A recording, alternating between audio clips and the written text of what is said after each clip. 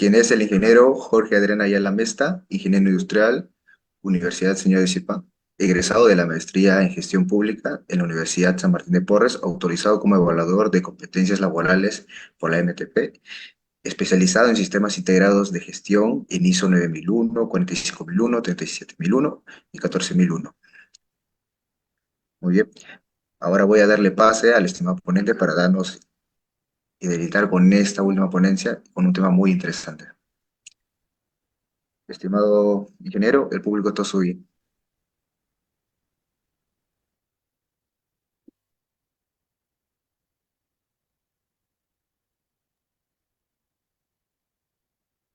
Hola, Johan. Buenas tardes con todos los asistentes. Es un gusto para mí estar presente en este importante evento a cargo de la Universidad Nacional Mayor de San Marcos. Eh, en esta oportunidad yo los voy a acompañar con un tema muy importante, un tema muy interesante y también en algunos casos muy complejos que se desarrolla en diversos campos, ¿no? En diversos sectores como lo puede ser minería, construcción, industrias, entre otros. Eh, Me gustaría compartir mi pantalla, por favor, a ver si me dan el pase para presentar. A ver, excelente, entonces.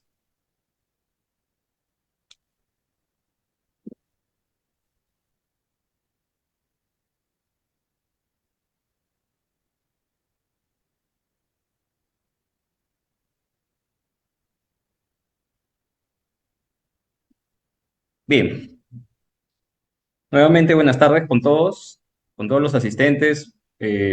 Bienvenidos a esta ponencia. En esta oportunidad, quien les habla, el ingeniero Jorge Adrián Ayala Mesta, vamos a desarrollar el tema de seguridad en el trabajo en entornos subterráneos, ¿no? Y nos vamos a centrar en dos puntos importantes, lo que son excavaciones y lo que son zanjas también.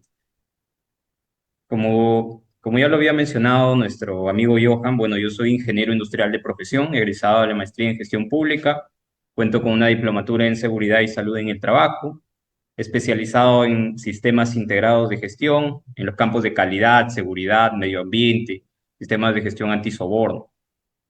Actualmente estoy autorizado como evaluador de competencias laborales por el Ministerio de Trabajo y Promoción del Empleo en los estándares de prevención de riesgos laborales y también en lo que son extintores. Actualmente ya cuento con más de 7 años de experiencia relacionado a lo que son los sistemas integrados de gestión, especialmente en lo que es seguridad y salud en el trabajo, ¿no? Y sistemas de gestión de calidad. Actualmente me encuentro yo en el norte del Perú, en la ciudad de Chiclayo, desempeñándome como especialista en seguridad de obra y salud ocupacional, y también soy docente a tiempo parcial en SEE, ¿no? Espero que todos los conocimientos que pueda haber adquirido a lo largo de mi carrera profesional les sirvan mucho a ustedes a través de esta, digamos, transferencia de conocimientos que vamos a hacer el día de hoy, ¿no? El día de hoy vamos a iniciar revisando un punto muy importante, ¿no? Lo que es la normativa referencial, que nos habla acerca de lo que son las excavaciones, las zanjas, en general, los trabajos de alto riesgo en excavaciones y zanjas, ¿no? Empezamos revisando nuestra normativa legal peruana y no podemos dejar de mencionar pues la ley 29783, ¿no? Que es una normativa, digamos, medular en nuestro país. Todas las empresas, sin importar el sector, deben eh, cumplir con esta ley y también con su reglamento, ¿no? Aprobado por el Decreto Supremo 005 del año 2013. Ambas normas, tanto la ley como el reglamento a lo largo del tiempo, desde el año 2011, se han venido actualizando, así que es muy importante que siempre estemos al tanto de estas actualizaciones. Otra de las normas un poco ya más relacionadas a lo que son los trabajos de excavaciones en zanjas también es la norma G050, ¿no? Que es la norma de seguridad durante la construcción. Es una norma que forma parte del Reglamento Nacional de Edificaciones y que si bien es cierto, es una norma un poco más antigua, aún sigue vigente y es un gran referente para lo que es los trabajos de alto riesgo. También no podemos dejar de mencionar lo que es el Decreto Supremo 011 del año 2019, que es el Reglamento de Seguridad y Salud en el Trabajo para el sector construcción, que también norma varios puntos en lo que son los trabajos en excavaciones. También tenemos el Reglamento de Seguridad y Salud Ocupacional en el sector minero, aprobado por el Decreto Supremo 024 del año 2016, también tuvo su actualización en el año 2017. Es una norma muy importante también como referente para los trabajos de alto riesgo, específicamente en el sector minería, pero que también sirve como modelo para otros sectores, ¿no? Tenemos también nuestro muy conocido reglamento del sector industrial, ¿no? Aprobado por el Decreto Supremo 042F, una norma que ya tiene 60 años, digamos, de vigencia y que lamentablemente no ha tenido actualizaciones como, como debería, pero que sigue vigente porque los estándares que se mencionan en este reglamento han sido muy importantes y se siguen manteniendo vigentes, ¿no? Finalmente, me gustaría también mencionar una norma internacional. Si bien es cierto, nuestras normas nacionales buscan que nosotros o las empresas trabajen con seguridad y salud, eh, nuestras mismas normas nacionales toman como referencia las normas internacionales, ¿no? Como una de ellas, por ejemplo, es la OSHA.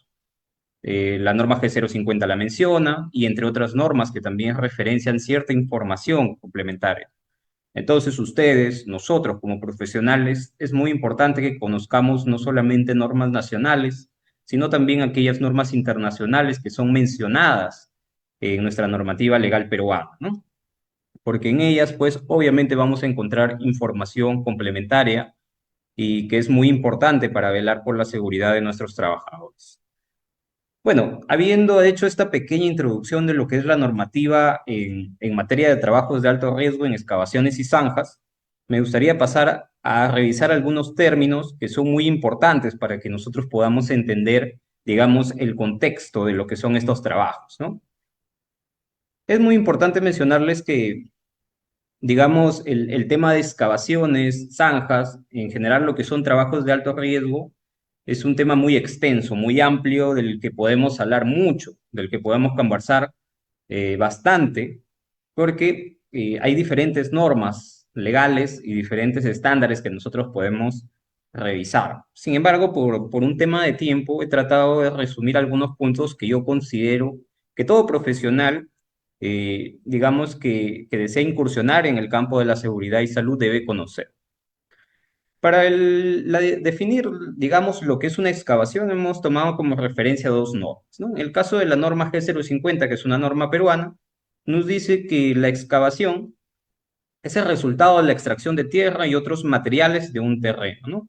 ¿Quién de ustedes no ha visto alguna excavación en algún momento, ¿no? Quizá alguna obra por nuestra casa, quizá nosotros mismos hemos hecho una pequeña excavación, pero digamos que de alguna manera ya todos tenemos la noción de lo que es una excavación, ¿no? Por otra parte, tenemos la definición de la OSHA, ¿no?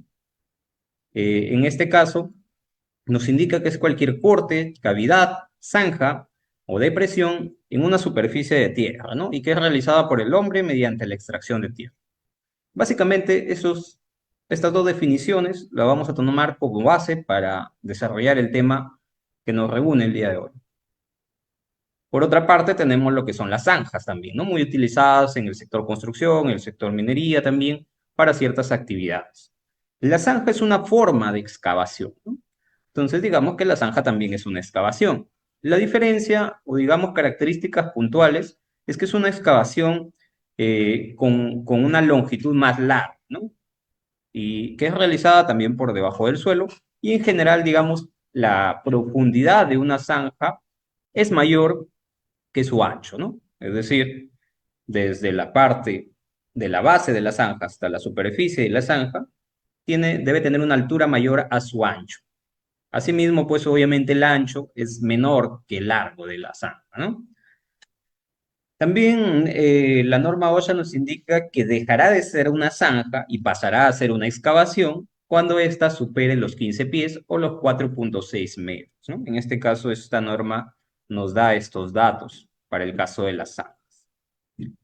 Conociendo estos términos como mínimo, podemos empezar a conversar acerca de los peligros, los riesgos a los que nosotros vamos a estar expuestos en los trabajos de excavación y zanjas o en entornos subterráneos, ¿no? Digamos que ya se imaginarán que el riesgo más relevante, más importante, más común y efectivamente el que, digamos, está al tope en las estadísticas es lo de derrumbes, ¿no? En el caso de los derrumbes es un riesgo muy común y siempre surge cuando no se han tenido, digamos, los controles adecuados, suficientes para prevenirlo, ¿no?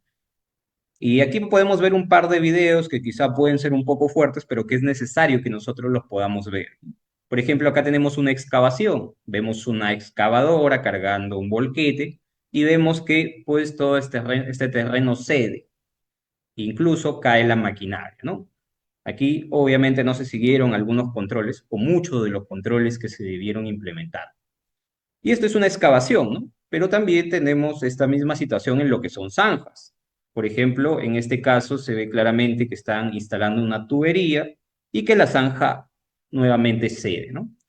Entonces, esto es uno de los riesgos más comunes y yo diría que uno de los más representativos que vamos a encontrar en los trabajos de alto riesgo. Sin embargo, no son los únicos. Hay muchos riesgos presentes en estas actividades, ¿no?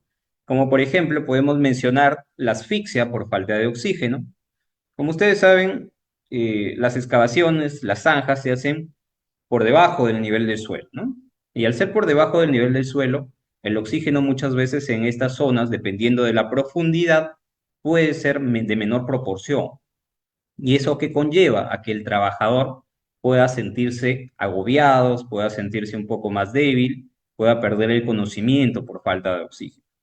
Otro de los riesgos posibles es la inhalación de materiales tóxicos, como por ejemplo, si ustedes alguna vez han visto alguna obra por su casa de saneamiento, donde están haciendo zanjas, cambio de colectores, de redes de desagüe, es ahí donde en estos trabajos de rehabilitación, al ser buzones, al ser zanjas que contienen, digamos, restos de desagüe, pueden surgir la inhalación de materiales o gases que pueden intoxicar o que pueden ser inhalados por el trabajador y también pueden dar consecuencias fatales incluso, ¿no? Y han habido varios casos de esos en el Perú, sobre todo en los trabajos que tienen a cargo algunas EPS. Entonces también son algunos de los riesgos que podemos mencionar en los trabajos de excavaciones. Algunos de los peligros que vamos a mencionar y que sin duda alguna van a estar siempre presentes en los trabajos de excavación y zanja son la maquinaria en movimiento, ¿no? Que comúnmente circula cerca del borde de la excavación, porque son mediante estas maquinarias que nosotros procedemos con los trabajos, ¿no? ¿Qué puede causar? Un colapso, puede causar atropellos, puede causar también colisión con otras maquinarias, rotura también de algunas líneas, como por ejemplo las líneas aéreas eléctricas, entre otros tantos, digamos, riesgos que podríamos mencionar, ¿no? Entonces, aquí nos vamos dando cuenta que el único riesgo no son los derrumbes en los trabajos de excavación, ¿no? Como a veces podemos pensar, hay otros riesgos asociados que también podemos mencionar. Por ejemplo, la rotura accidental de líneas subterráneas. Al hacer excavaciones en el suelo, muchas veces pues por este suelo circulan líneas eléctricas, pueden circular también líneas de gas, pueden haber también líneas de agua. eh, Entre otras líneas que podrían generar algún tipo de accidente en este caso, ¿no? Una de las más peligrosas, obviamente, son las líneas eléctricas, porque se genera un contacto directo con estas líneas que muchas veces son de alta o de media tensión, ¿no? Y que cruzan por las calles. Y eso es algo muy común en el Perú actualmente. Podemos mencionar también lo que son los derrumbes de edificaciones colindantes. Y esto también es algo común que ha pasado muchas veces en el Perú, ¿no? Y no solamente en el Perú, sino en el mundo. Cuando hacemos una excavación en un terreno que está libre, aparentemente, pero que a los costados pues tiene edificaciones. Y no solamente hablamos de construcción de edificios, también puede ser en el tema de las zanjas, cuando hay un cambio de redes y la calle es muy angosta y en esa calle justamente hay casas de 3, 4 pisos o incluso edificios. Entonces, en esas situaciones también, digamos que se corre el riesgo del derrumbe de estas edificaciones colindantes, ¿no? Otro de los peligros que podemos mencionar, en este caso, el riesgo de caída de objetos de las partes de las maquinarias o de otros objetos que son transportados mediante trabajos de izaje, ¿no? Eh, es muy común, y aunque no lo crean, es muy común que, por ejemplo, la pala de una excavadora pueda caerse. Para quienes no tienen mucho conocimiento de esto, las maquinarias de construcción, por ejemplo, una excavadora, puede desprender su pala para cambiar digamos, accesorio, ¿no? Puede cambiar por un rotomartillo, puede cambiar por una pala, puede cambiar por un gancho, entre otros accesorios. Y eso es algo que es muy positivo, ¿no? Porque nos ayuda a con una sola máquina realizar diversos trabajos.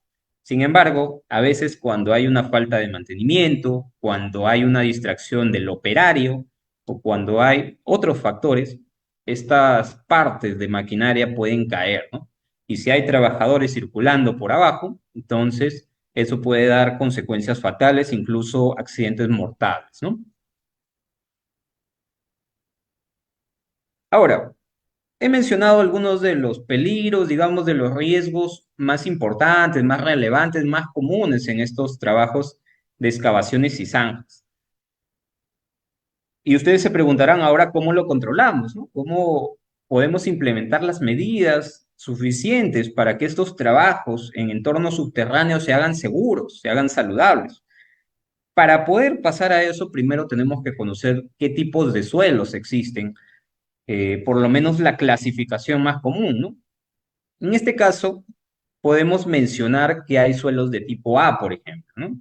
Y estos son los suelos, digamos, eh, que serían los más recomendables tener, pero no siempre es así. Ustedes saben que en nuestro país, pues, tenemos, digamos, diversos tipos de terrenos justamente por el relieve que tiene el país, ¿no? Tenemos zona de costa, zona de sierra, zona de selva, tenemos lluvias en algún lado, tenemos huaicos en otro, zonas secas, zonas, digamos, húmedas. Entonces los suelos son muy variados también.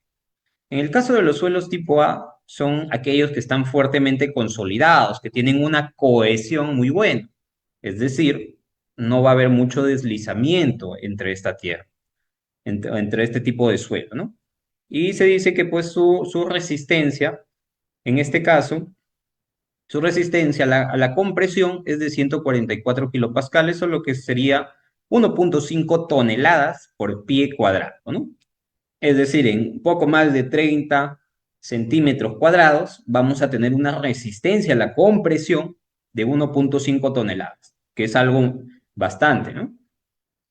¿Qué modelos o qué tipos de suelo tenemos acá? La arcilla limosa, la arcilla aranácea, la greda y en algunos casos también la greda de arcilla limosa y greda de arcilla arenácea, ¿no?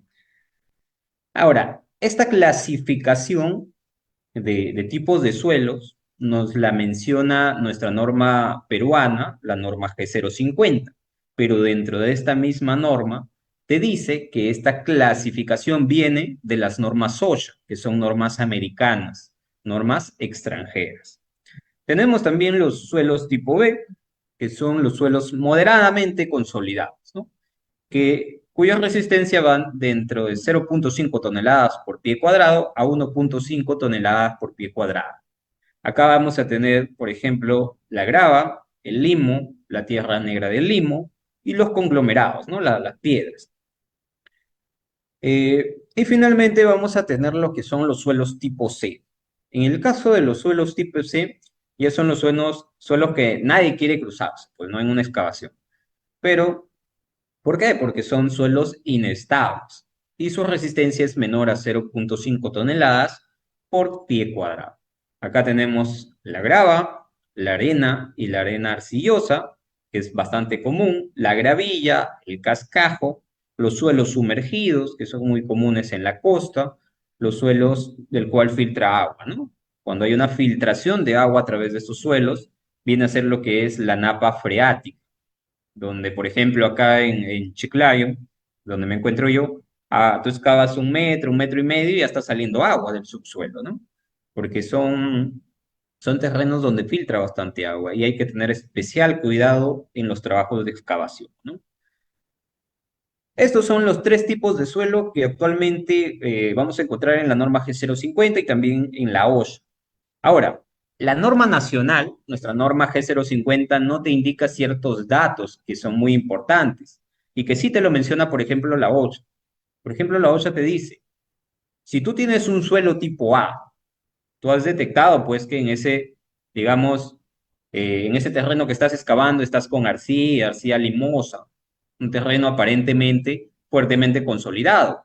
Sin embargo, esta clasificación se va a perder si es que ese suelo está expuesto, por ejemplo, a vibraciones, a tránsito de vehículos pesados, a, a quizá alguna manipulación. Entonces ya deja de ser un suelo tipo A y pasaría a tener una clasificación menor de acuerdo a su resistencia, ¿no? Y ese es un dato importante que muchas veces no podemos, digamos, llegar a él sin no haber revisado las normas extranjeras, ¿no? Que tenemos como referencia. Ahora, conociendo, digamos, ya estos tipos de suelo, conociendo algunos de los peligros a los que podemos estar expuestos en los trabajos en entornos subterráneos, podemos ya hablar de lo que son las prácticas seguras en excavaciones y zanja, ¿no? Una de estas prácticas más comunes, digamos, alguna de las más sencillas, si es que lo queremos decir así, que da buenos resultados, es el uso de taludes, ¿no? El uso de taludes, digamos, es una pendiente natural, esta, ¿no? Como ven acá en esta pequeña imagen, el talude es una pendiente natural o puede ser también artificial cuando nosotros la hacemos de reposo del material, ¿no? Y que previene su movimiento. Es decir, yo hago una excavación, quizá ustedes en algún momento hayan hecho una excavación, sacan la tierra y el terreno va cediendo, va cediendo, va cediendo, y dependiendo del tipo de suelo, va a formarse una V. Y en este caso, la V puede ser, digamos, más empinada o puede ser un poco más abierta, dependiendo del tipo de suelo, ¿no? Ahora, hay tipos de taludes y esto lo van a encontrar un poco más al detalle en la norma G050 y también en la norma OSHA. Por ejemplo, si tú estás en una excavación y has determinado que estás ante un tipo de suelo A, puedes optar por este tipo de talud, donde lo importante acá, digamos, es determinar cuál es la relación que tú vas a utilizar, ¿no? Bueno, acá todos somos profesionales y conocemos los triángulos. Conocemos que es un triángulo con un ángulo de 90 grados por acá, y acá tiene una medida, ¿no? Y acá tiene también una base. Ahora, lo que te dice este tipo de talud de tipo A, te dice que la relación tiene que ser de 1 a 3 cuartos. Es decir, acá en la base vas a usar 3 cuartos de la medida que tengas en la altura de la zanja, ¿no? En este caso, para este tipo de taludes te permite hasta un máximo de 6 metros, ¿no? Pero puede ser menor, obviamente, ¿no? Si tú tienes, por ejemplo, 1 metro de profundidad, por acá tendrás 75 centímetros, que es los 3 cuartos de uno, ¿no? Si vas subiendo, entonces proporcionalmente también irá subiendo la base. Y eso, conforme tú vayas subiendo, vas a tener una pendiente ahí que se va a ir notando un poco más. Ahora, la misma norma te dice que para el caso de los suelos tipo A, tú puedes también mantener una zanja un poco más empinada, ¿no? En sus paredes un poco más empinada. Si acá teníamos una relación de 1 a 3 cuartos, por acá vamos a tener una relación de 1 a medio. Es decir, si por acá tengo 1 metro, acá voy a tener abajo medio metro, ¿no? 0,5 metros. Y podemos tener esta relación siempre y cuando se cumpla una condición, que esta zanja permanezca abierta 24 horas o menos, ¿no? Asimismo, que la altura, digamos, de la excavación o la profundidad de la excavación sea como máximo 3,6 metros. Entonces acá vamos a tener, digamos, dos opciones, ¿no? Para una excavación de hasta 6 metros podemos tener esta relación de excavación de 1 a 3 cuartos, y para excavaciones de menor tiempo y hasta 3,6 metros podemos utilizar una relación de 1 a 1 medio. Esto para los suelos tipo A. Por otro lado, tenemos tipos de taludes para el suelo tipo B, donde vamos a tener una proporción de 1 a 1 en este caso, ¿no? 6 metros de profundidad y 6 metros de base. Tendría que ser la misma proporción. Asimismo, te da la opción de que tú puedas combinar este talud con un banco en este caso, ¿no? O bancada, donde vas a tener aquí en la base una pequeña excavación vertical, ¿no? Con paredes verticales, siempre y cuando se cumpla la condición de que esa bancada va a tener como máximo 1 metro con 20 centímetros de alto y que el total de la excavación sea un máximo de 6 metros, ¿no? Esto para suelos tipo B. Ahora, ¿cuál es, digamos, la desventaja de los taludes, ¿no? Ustedes se estarán preguntando, entonces, ¿por qué no siempre hacemos taludes? Bueno, la desventaja a veces de los taludes, les voy a decir una, más adelante les voy a mencionar otra. En este caso, es que necesitan mucho espacio, ¿no? Cuando es un campo abierto, yo necesito hacer un talud, perfecto, porque tengo, digamos, la disponibilidad de terreno. Pero imagínense que ustedes están al costado de su casa en una calle angosta, ¿no? Entonces yo necesito hacer una excavación de 6 metros de profundidad.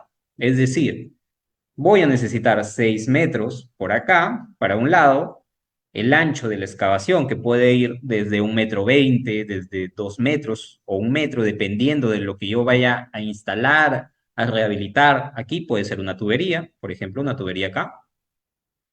Voy a tener 6 metros más por acá, para el otro lado de la zanja. Adicionalmente, tengo que tener el espacio disponible para maquinarias, para equipos, para circulación de personal y también las distancias de seguridad para las excavaciones, ¿no? Para todo lo que son barricadas, señalización, etc. Entonces, ¿qué necesito? Digamos, un espacio bastante largo, ¿no? En este caso, mínimamente 6 más 6 podría ser más, unos 20 metros más o menos de ancho en una calle para una excavación de 6 metros de profundidad. Entonces, ese espacio muy difícilmente lo vamos a encontrar en muchas calles actualmente en nuestro país, ¿no? Porque nuestras calles a veces son muy angostas y nosotros no vamos a poder realizar un talud de estas proporciones. Ahora, tenemos también de igual manera los taludes para suelos de tipo C. Y en este caso, el espacio que se requiere es mucho más todavía, ¿no? En este caso, la proporción va a ser de 1 a 1,5. Es decir, si yo tengo 6 metros de profundidad, voy a necesitar una base de 9 metros. Y acá, pues, imagínense, 9 metros acá, 9 metros acá, el ancho de la excavación, pónganle 2 metros. Entonces, más la zona de maquinarias, más de 25 metros por lo menos voy a necesitar de ancho. Y cuando hablamos de zanjas, excavaciones en calles angostas, va a ser imposible que nosotros podamos optar por este tipo de estaludes para evitar cualquier tipo de derrumbes, ¿no? Entonces, hay esa cierta desventaja. En excavaciones, sí vamos a poder optar por estos tipos de taludes, ¿no? Ahora, tenemos también esta otra opción, ¿no? Para los suelos de tipo C. Utilizar un talud y también un sistema de sostenimiento, ¿no? Un sistema de soporte para paredes completamente verticales con un ángulo de 90 grados. Ahora, se tiene que cumplir ciertas condiciones, ¿no? A los sistemas de soporte le podemos llamar los entibados, más adelante vamos a ver algunos de ellos, o los apuntalamientos, que pueden ser muchas veces estos entibados de metal, de madera, dependiendo del que queramos utilizar, ¿no? Estos sistemas de soporte deben sobresalir de este talud 46 centímetros, hasta aquí, 46 centímetros, y también debe respetarse pues la altura o la profundidad máxima de excavación de 6 metros, ¿no? Entonces, si cumplimos esas condiciones, podemos optar por este tipo de taludes. Ahora, ¿cuál es la segunda desventaja que les tendría que mencionar acerca del uso de taludes? Es que muchas veces no vamos a tener un solo tipo de suelo en una excavación, ¿no? Ya sea de zanja o excavación propiamente dicha, sino que muchas veces tenemos la combinación de suelos. Entonces vamos a tener quizá en un lado un suelo tipo A, en otro lado un suelo tipo C o quizá un suelo tipo A con un suelo tipo B, y eso variaría estas condiciones, ¿no? Afortunadamente para esos casos también la norma G050 nos da algunas opciones de taludes, ¿no?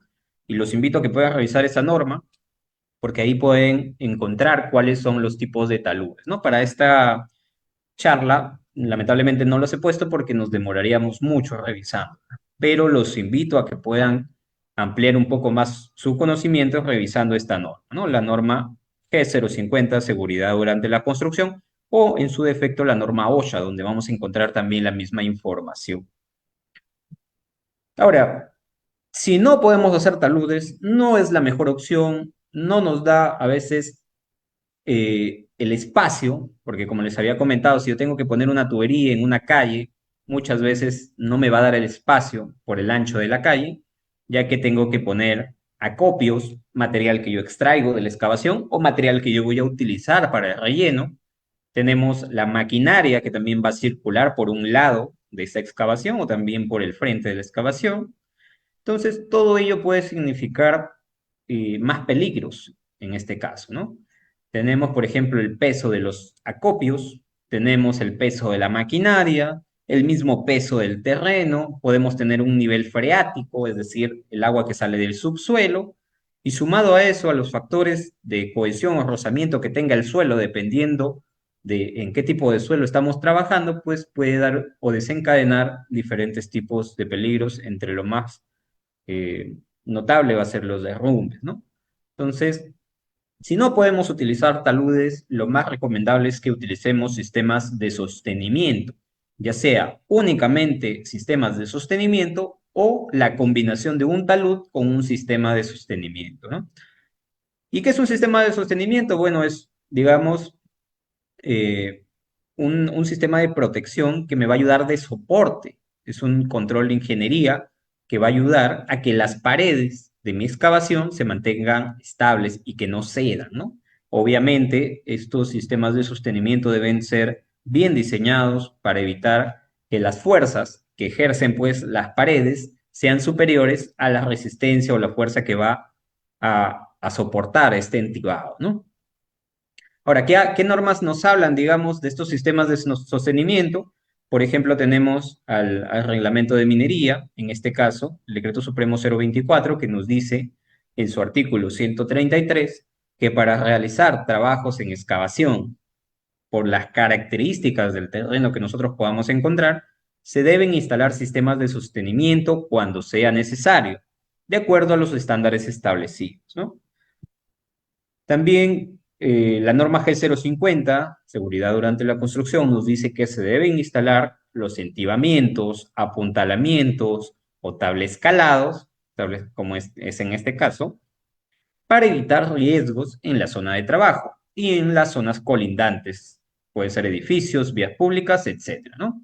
Esto de acuerdo al análisis de trabajo y específicamente se menciona un estudio de suelos, ¿no?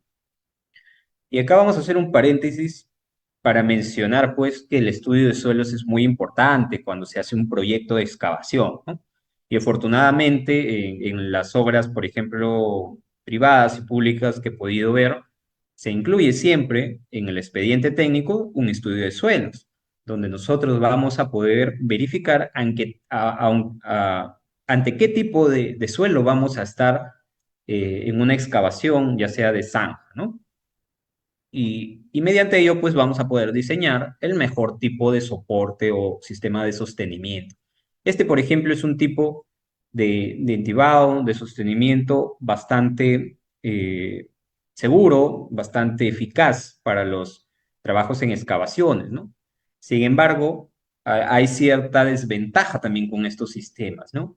Que su instalación, su mantenimiento o incluso el costo de alquiler de estos sistemas puede ser muy elevado, ¿no? En muchos casos, dependiendo del sistema que nosotros queramos utilizar, va a tener un costo elevado y debe ser considerado en el presupuesto del proyecto que queremos trabajar. Entonces, lo vamos a tener así, de metal, por ejemplo, o lo podemos tener de madera, que también está contemplado en la norma G050, ¿no? En este caso, tenemos que respetar algunas condiciones, que el tipo de madera sea, por ejemplo, de cedro, nos pide, también nos da otro tipo de madera, pero son maderas que son resistentes y que obviamente no van a representar un riesgo para los trabajadores que estén ejecutando actividades dentro de la zanja, ¿no? Dentro de la zanja o excavación. Así que es muy importante que nosotros diseñemos adecuadamente este sistema de sostenimiento y que elijamos pues el que va a soportar las fuerzas que vienen, que pueden ser de arriba y pueden ser de los costados también, ¿no? Acá vemos algunos otros modelos. Este es un sistema de entibado un poco más sencillo, si es metálico, tiene sus soportes, pero es un poco más sencillo en sus paredes, ¿no? Pero que también soporta muy bien, es muy bien utilizado. Y obviamente aquí el trabajador va a poder realizar sus actividades de manera segura. Por acá tenemos también en una excavación, tenemos que las cuatro paredes de la excavación se encuentran correctamente entibadas, ¿no? Apuntaladas. Entonces, de esa manera podemos darle seguridad al trabajador de que pueda ejecutar sus actividades de manera calmada, sin apuro y sobre todo de manera segura, ¿no? Ahora, si hablamos sobre el uso también de estos sistemas de sostenimiento, hablamos sobre la estabilidad de la excavación, ¿no? Si por razones de espacio se debe tener un talud mayor al natural, es decir, si para clase A me pide, o para, hablemos de la clase B, ¿no? Que podemos encontrar un poco más común. Si tenemos la clase B de suelo y yo quiero hacer un talud con relación de 1 a 1, es decir, 1 metro de base y 1 metro de excavación, ¿no? Entonces mantengo ahí. O 2 metros, 2 metros, 2 metros. 2 metros de base y 2 metros de profundidad de excavación. Entonces, yo digo, quiero tener un talud un poco más empinado, ¿no? Porque no tengo el espacio. En ese caso, si la profundidad es mayor a 1,5 metros, se debe implementar sistemas de sostenimiento o entibado. Es decir, puede utilizar el talud, pero también puede utilizar adicionalmente un sistema de entibado con sus soportes correctamente instalados para evitar que las paredes puedan ceder, ¿no? Y este trabajador puede ejecutar sus actividades de manera segura. También en zonas urbanas, la zanja pues está rodeada de edificios, ¿no? Porque este edificio ejerce un soporte, perdón, una fuerza. Los vehículos pesados también ejercen una fuerza, pueden también ejercer vibración. Entonces, todo ello afecta la estabilidad de la excavación. En esos casos, se deben emplear los entibados, ¿no? Y sobre todo que sean entibados robustos, correctamente diseñados, que puedan soportar todas estas fuerzas, ¿no? Obviamente.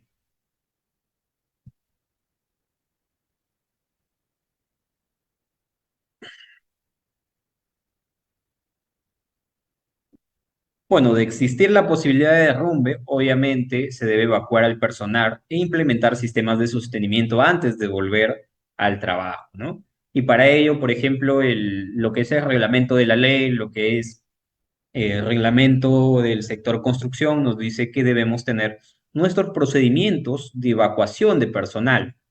También ellos deben estar informados de que pueden abandonar el lugar de trabajo si es que están ante peligro grave o inminente, ¿no? Y esto es algo que los empleadores deben realizar de manera obligatoria, está dentro de las normas, que tú como empleador comuniques a tus trabajadores de que si es que ellos identifican que están ante un peligro grave e inminente, puedan abandonar su zona de trabajo, incluso las instalaciones de la empresa. En este caso, si yo, trabajador, me encuentro en una zanja, pues si veo que está perdiendo su estabilidad y, y ya identifico que puede haber un derrumbe, yo puedo evacuar sin que nadie me lo impida, ¿no? Hasta que se asegure adecuadamente esta excavación. Y lamentablemente, últimamente he escuchado muchas noticias de excavaciones que están cediendo y que están afectando a los trabajadores, felizmente no de manera mortal, pero sí los trabajadores salen asfixiados muchas veces por este tipo de derrumbes, ¿no? Así que es algo muy importante a tomar en cuenta. Bueno, como alternativa al sostenimiento, si es que no tenemos la posibilidad de aplicar un sistema de sostenimiento, podemos utilizar múltiples bancos, como podemos ver en la imagen, ¿no? En este caso es un talud con ángulo uniforme. Bueno, acá tenemos un pie, tenemos el talud y tenemos una cabecera, ¿no? Y tenemos la altura. Entonces podemos usar múltiples eh, escalonadas o bermas o bancos, como pueden ser conocidas, ¿no? Entonces, ¿esto que me va a dar? Muchos pies o cabeceras donde yo puedo, digamos, retener cualquier tipo de deslizamiento de material, ¿no? Entonces, esto también me aporta un poco más de seguridad. Pero en todos los casos, el diseño de estas bancadas tiene que ser eh, respaldada, digamos, en un estudio, obviamente, ¿no? Ahora, dentro de lo que son las excavaciones, se deben seguir ciertos estándares también, ¿no? Por ejemplo, el material que yo saco producto de una excavación, no lo puedo almacenar inmediatamente a la orilla de esta excavación, ¿no? Siempre debo respetar una distancia mínima. ¿Por qué? Porque esta excavación genera una carga aquí, ¿no? Genera una fuerza. Y al hacer una fuerza, un peso, puede que esta pared no soporte ese peso y ceda, ¿no? Entonces es por ello que lo que nos dicen las normas es que como mínimo yo tengo que tener este material acopiado a la mitad de la excavación, ¿no? Es decir, si esta excavación tiene 4 metros, yo tengo que acopiar el material excavado a 2 metros de distancia de la orilla de la excavación. Y si estoy ante un, digamos, tipo de suelo un poco más inestable, deslizable, entonces eh, se debe almacenar a una distancia igual o superior a la excavación. Es decir, si acá tengo 4 metros, yo la acopiaré a 4 metros de distancia también, ¿no? Y eso me va a asegurar, obviamente, que mi excavación se mantenga estable.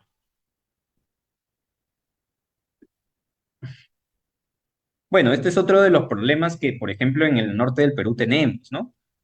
De existir acumulación de agua en las excavaciones o las zanjas, no se debe trabajar, ¿no? ¿Por qué? Porque la excavación pierde mucha estabilidad cuando hay agua. Aparte que el trabajador, si ingresa a esas aguas, va a ser, digamos, chupado, succionado, se va a sentir pegado al terreno en el que está, porque el agua te chupa. Cuando hay, digamos, fango, barro, el trabajador tiende a hundirse un poco. Y ante cualquier tipo de movimiento, pérdida de la estabilidad de la excavación, va a ser muy difícil que él pueda actuar rápidamente y evacuar, ¿no? Y esa es una desventaja muy grande. Entonces, si existe acumulación de agua, no se debe trabajar. Se debe implementar un sistema de bombeo e inspeccionar la excavación de zanja antes de reiniciar los trabajos. Ahora, los sistemas de bombeo que podemos utilizar pueden ser muy variados. Puede ser una simple bomba que succione el agua o pueden ser en otros casos los sistemas Wellpoint, ¿no? Donde inyectamos en la totalidad de la excavación varias mangueras, obviamente tienen sus accesorios que van succionando lo que es el agua, ¿no? Y mantienen esta zona seca, lo que va a permitir que tengamos una estabilidad obviamente más alta. Bueno, son unas de las medidas que podemos mencionar de las más importantes, ¿no? El uso de taludes, el uso de entibados, ya sea metálicos o de maderas. Pero también podemos tener otras medidas generales para muchos de los riesgos que están presentes en los trabajos en excavaciones y zanjas, como por ejemplo la famosa capacitación, entrenamiento, sensibilización que se le da al trabajador. Y eso está obligatoriamente normado, digamos, eh, en las leyes y reglamentos del Perú, ¿no? Por ejemplo, acá tenemos el reglamento del sector construcción, que nos indica que el empleador imparte capacitaciones periódicas de acuerdo a los riesgos existentes en cada puesto de trabajo, ¿no? Si yo tengo un puesto de operario de una excavación, de operario de una maquinaria, de peón, de ayudante, que laboro cambiando tuberías en una zanja, o que estoy realizando trabajos en una excavación, entonces obviamente yo estoy expuesto a los riesgos del derrumbe, ¿no? Y en este caso nos dice que debe incluir una capacitación específica en excavaciones y zanja, ¿no? En trabajos de alto riesgo en excavaciones y zanja. ¿Qué otro de los puntos debemos observar? Las interferencias, ¿no? antes de comenzar con cualquier tipo de excavación, nosotros debemos tener los planos de interferencias en esa zona, ¿no? Por ejemplo, las de gas, las líneas eléctricas que pasan por la zona donde vamos a excavar. Y para ello tenemos que hacer previamente una coordinación con las entidades públicas o privadas que tienen a cargo estas instalaciones, ¿no? Por ejemplo, solicitar a la empresa Quadi, por ejemplo, de gas, que me pase los planos de las interferencias o que envíen a un representante a que esté presente durante el trabajo de las excavaciones, ¿no?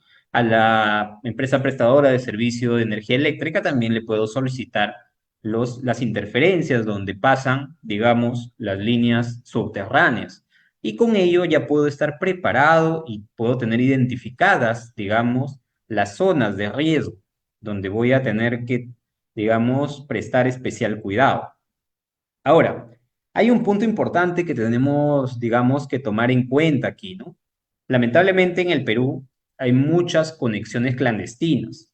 Es decir, aunque la empresa prestadora de servicios te pase sus planos, te comparta los planos, te diga aquí están las interferencias, tú puedes encontrarte otras líneas que no están reglamentadas, donde el vecino, eh, por ahí que no quiere pagar su luz, ha instalado una línea subterránea y tú accidentalmente la chocas con tu maquinaria y pues puede generar algún tipo de accidente. Y es algo común que también ha pasado lamentablemente en nuestro país, ¿no? Es por ello que siempre se deben hacer muchas veces pequeñas inspecciones, ¿no? O calicatas en algunas zonas donde podamos tener, digamos, el riesgo de encontrarnos este tipo de conexiones clandestinas, ¿no? Si durante la excavación se encuentra una línea que no ha sido identificada previamente, obviamente se debe detener el trabajo, informar al supervisor, al responsable de la actividad y también comunicar a la línea, a la empresa prestadora del servicio, ¿no? Con el fin de que pueda identificar quizá una conexión clandestina que esté generando riesgo latente para los ciudadanos, incluso para nuestros trabajadores, pues, ¿no? Otro de los puntos que debemos tener en cuenta durante las excavaciones es la protección colectiva, sin lugar a dudas, ¿no? Si bien es cierto, yo protejo a mis trabajadores, pero también tengo que asegurarme que las personas, la población, los visitantes y cualquier otro tipo de ciudadano que circule lejos o cerca de nuestra excavación esté seguro, ¿no? Para ello, se debe proteger mediante barandas u otros sistemas adecuados, ubicados a una distancia del borde de acuerdo a una profundidad de la excavación, ¿no? Es decir, si la excavación es de 2 metros, también esta barricada debe estar a 2 metros y en ningún caso menor a 1 metro de distancia del borde de la excavación. Esto nos lo dice la norma GEL 050, por ejemplo, ¿no?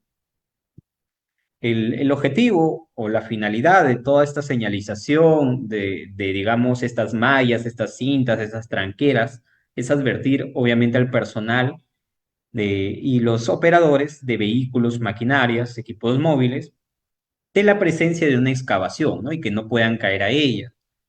Y para ello podemos utilizar pues las cintas amarillas cuando se quiere advertir, las cintas rojas cuando se quiere prohibir el acceso, los letreros, señalizaciones temporales de seguridad, cintas reflectivas y mallas de color naranja también, ¿no? Que son las más utilizadas. Todo ello nos va a permitir, digamos, proteger de manera colectiva tanto a trabajadores como a ciudadanos. Si nosotros hacemos trabajos nocturnos, obviamente estamos expuestos a un nuevo riesgo, ¿no?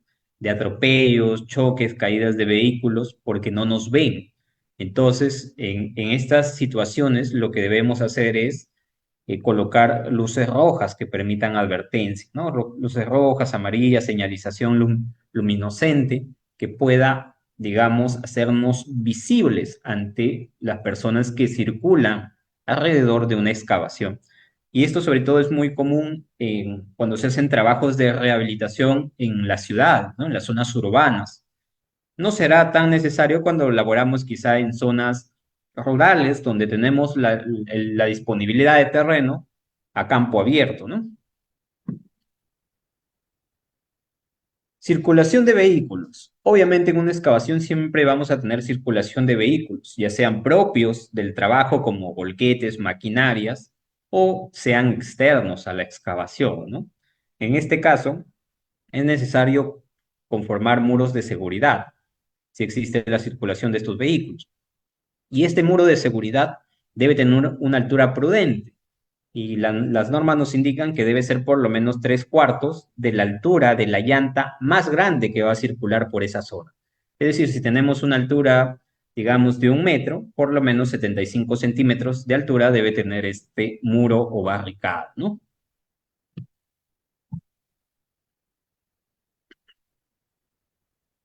Ahora, los vehículos y equipos móviles deben circular también a una distancia prudente, ¿no? Y en este caso va a ser una distancia mínima igual al borde, igual a la profundidad de la excavación.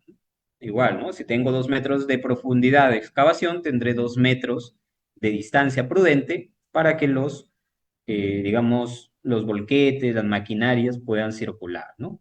Y obviamente esto debe estar señalizado, informado mediante letreros, incluso mediante lo que son los vigías, ¿no? Toda maquinaria pesada es obligatorio que deba contar con sus luces, con su alarma de retroceso, que pueda alertar a los trabajadores cuando esta máquina pues está retrocediendo. Y también obviamente la bocina, que sirve para una comunicación un poco más sonora. Ahora, es importante también implementar lo que son las barreras físicas, ¿no? Donde, donde más se utiliza, digamos, estas barreras físicas es en el sector minero, donde tenemos una grande excavación, una grande fosa, por ejemplo, y estamos arrojando ahí material, ¿no? Como es el caso de los volquetes. En este caso, esta barricada o barrera física le va a servir al operario para poder retroceder y chocar con ella, ¿no? Obviamente, este tope deberá ser lo más lento posible. Una vez que choca, puede detenerse y eso le va a ayudar a que el volquete no pueda caer, digamos, al abismo, como es común muchas veces. Ahora, otro de los riesgos que todo trabajador, digamos, va a estar expuesto durante una excavación va a ser a los puntos ciegos, ¿no? Por ejemplo, en una planadora, por acá podemos ver el punto ciego. Si tú estás laborando de cuclillas, por ejemplo, no te va a ver el chofer. Acá tenemos un tractor oruga, por ejemplo, también tiene sus puntos ciegos, ¿no? Como podemos ver aquí. El cargador frontal de igual manera. La excavadora no puede verte acá cuando estás dentro de la excavación. ¿Y qué puede haber? Que podría meter la pala, podrías tener un golpe, podrías tener un aplastamiento, incluso podría arrojar material sin que se pueda enterar de que tú estabas dentro de la excavación.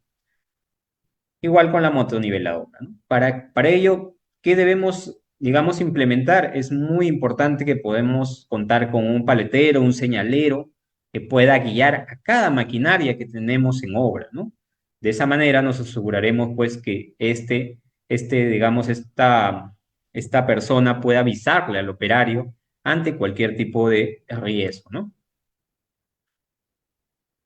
Ahora, cuando tú estás trabajando dentro de una zanja, es muy importante que tú puedas salir de ella ante cualquier tipo de riesgo, ¿no? En este caso, para ello es muy importante lo que son las rampas, las escaleras o pueden ser otros tipos de sistemas que garanticen un ingreso y salida segura de todo el personal.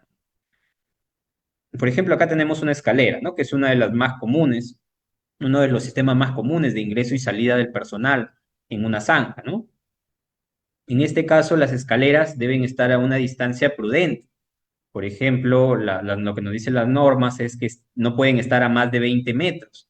Es decir, si yo estoy dentro de una zanja, no puedo recorrer más de 20 metros para encontrar, digamos, una escalera, ¿no? O en este caso, una rampa, una escalinata. En el caso de las escaleras también deben estar aseguradas, bueno, porque si yo estoy subiendo y esta escalera se mueve, puedo caer y ahí estaría ante un peligro también de caída a distinto nivel. Es por ello que cuando, digamos, hago trabajos en excavaciones que tienen una profundidad mayor a 1.5 o 1.8, dependiendo la norma que veamos, se considera también un trabajo en altura, ¿no? Porque yo estoy acá, estoy trabajando, y si me caigo, estoy cayendo a una profundidad que puede ser de 2, 3 metros, y esa es una caída a distinto nivel. Entonces también debo tener un sistema anticaídas, ¿no? En este caso, un sistema anticaídas puede ser un arnés, puede ser también otros controles colectivos que impidan que yo caiga.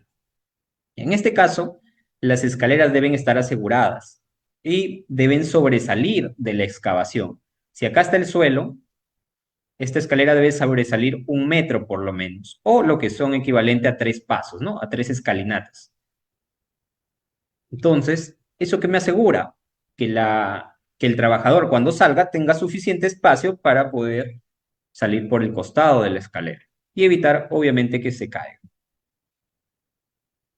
Las zanjas con un ancho mayor a 70 centímetros también deben contar con pasarelas, ¿no? Lo que conocemos como puentecitos, pasarelas que van a ayudar a que el personal pueda pasar de un lado de la zanja al otro y evitar pues que esté saltando de un lado a otro y que pueda caer al interior de la zanja, ¿no? Asimismo, nos indican que las pasarelas no pueden estar más de 15 metros alejadas entre sí, ¿no? ¿Por qué? Porque obviamente al trabajador le va a dar pereza irse hasta una pasarela que queda aquí a 30 metros. ¿Qué va a ser? Más fácil, salto, ¿no? Y eso origina nuevos riesgos. Ahora, una excavación también puede ser considerada espacio confinado, ¿no? ¿Y a qué llamamos espacios confinados?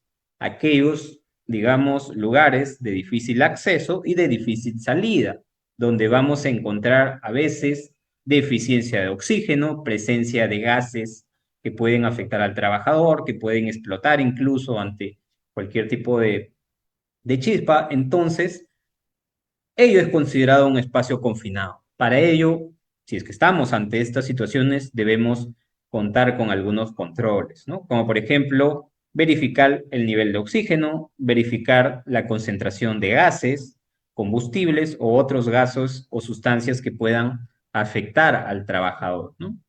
Y para ello se utiliza un dispositivo de medidor de gases, ¿no? Un medidor de oxígeno también. Y de esa manera evitar cualquier tipo de accidente. Aquí hay que hacer un paréntesis y mencionar que los trabajos de alto riesgo en excavaciones y zanjas muchas veces se complementan con otros trabajos de alto riesgo, como por ejemplo los trabajos de izaje, ¿no? Porque a veces tengo que izar tuberías, ingresarlas a una excavación, u otro tipo de materiales que tengo que izar que puede ser con una maquinaria o con otro tipo de montacargas, equipos, de izaje, ¿no? Entonces, ya no solamente tengo que observar controles de excavaciones, sino también controles de izaje. Lo mismo pasa con los espacios confinados, que es otro tipo de trabajos de alto riesgo. Entonces, ya tengo que observar controles de ambos tipos de trabajos. Ahora pasamos digamos, a una parte final de verificación y de medidas seguras, ¿no? Cuando hemos conversado hace un momento de los controles, en los trabajos seguros, en excavaciones y zanjas, hemos mencionado una serie de estándares, una serie de requisitos que se deben cumplir para evitar accidentes, ¿no? Ahora, ¿cómo yo puedo darme cuenta de que todo eso está perfecto o digamos está aceptable para que el trabajo sea seguro? Se va a realizar mediante este permiso escrito de trabajos de alto riesgo, en este caso excavaciones y zanjas, comúnmente conocido por su abreviatura PETAR, ¿no? El PETAR es un permiso que va a asegurarme de que yo he hecho una inspección previa a que todas las medidas son las adecuadas para que el trabajo de excavación se realice de manera segura, ¿no? En este caso tenemos algunas normas que nos hablan acerca de este permiso, como es, por ejemplo, el reglamento del sector minería, que nos dice que es un documento firmado para cada turno por el ingeniero supervisor y el jefe de área, donde se realiza el trabajo mediante el cual se autoriza a efectuar trabajos en zonas o ubicaciones que son peligrosas y consideradas de alto riesgo. ¿Qué vamos a encontrar en este permiso? Vamos a encontrar un checklist, ¿no? De si se cumplen por lo menos las condiciones mínimas para asegurar que el trabajo se va a hacer de forma segura. Nos va a indicar el lugar donde se va a hacer el trabajo, quién es el responsable, cuál va a ser el trabajo, la fecha y la hora, tanto de ingreso como de culminación de este permiso.